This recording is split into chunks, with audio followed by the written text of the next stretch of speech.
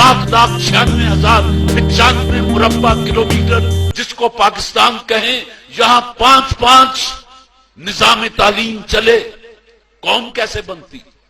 وہ یگانگت کیسے آتی؟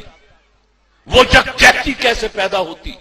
غریب کا بچہ کپڑوں والے اسکول میں اور اس کو ڈیل کرنے والے قصائیوں جیسے چہرے والے ماسٹر، اور بعض ایکشن میں، برن ہال میں، جی سی میں، اور ادھر اسلامیہ اسکول، ادھر مولوی بیٹھا صرف قرآن اور حدیث ناظرہ پڑھا رہا ہے، ترجمہ نہیں بتا رہا، اس کو خود نہیں آتا۔ نتیجہ کیا ہوا؟ اقبال نے ہائے کیا بات کہی ہے کہ خرد نے کہہ بھی دیا لا الہ تو کیا حاصل، دل و نگاہ مسلمان نہیں تو کچھ بھی نہیں۔ یہ زبان سے لا الہ کہہ دینا، اقبال کہتا ہے کچھ نہیں، دل و نگاہ مسلمان نہیں تو کچھ بھی نہیں۔ تو جن کو پتہ ہی نہیں وہ کیا پڑھ رہے ہیں، تو اس سے زیادہ قرآن کی بے حرمتی آپ اور کیا کر سکتے ہیں کہ 5 وقت پڑھتے ہیں، کوئی پوچھے کیا پڑھ کے آیا ہے، آپ کہیں کہ یار قرآن پڑھ کے آیا ہوں۔ کیا پڑھا؟ قرآن۔ بھئی کیا سمجھا؟ کیا پایا؟ ثواب۔ اس میں لکھا ہوا کیا ہے؟ اللہ جانے، جیدی کتاب ہے وہ تو جانتا ہی ہے، اللہ جانے۔ سو پہلی بات یہ ہے کہ بچوں کو، یہ مجھے بڑی خوشی ہوئی، انگریزی آپ کا میڈیم ہے، چلیے بہت اچھا ہے، لیکن میں ایک غلط فہمی آپ کے ذہن سے نکال دوں کہ دنیا کے جدید علوم میں سے صرف 30% علوم ایسے ہیں جن کی وارث انگریزی زبان ہے۔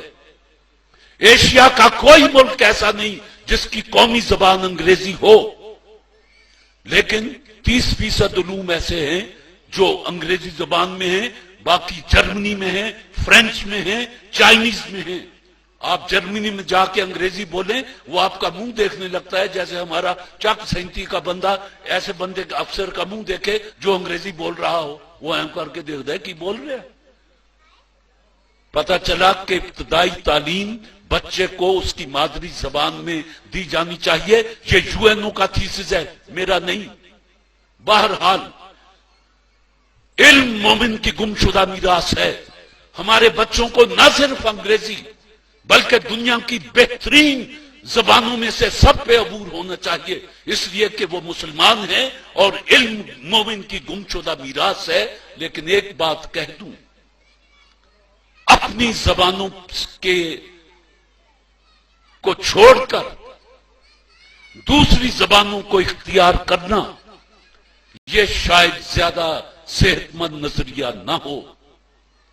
اپنے گھر کو صاف رکھیں، اس کے بعد پڑوسی کا بھی، اور اس سے آگے بھی، اور اس سے آگے بھی۔